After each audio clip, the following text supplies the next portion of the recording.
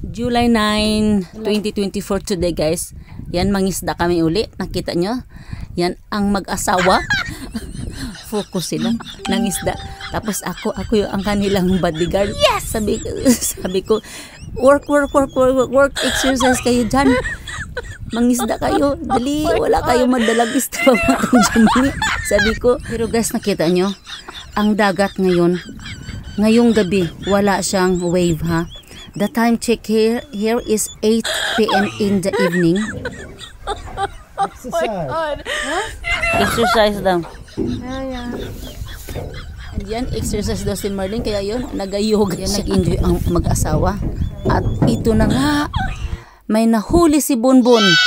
Si Merlin, may beautifulness. Ang laki-laki. Ang pangalan itong isda daw ito guys ay Ling.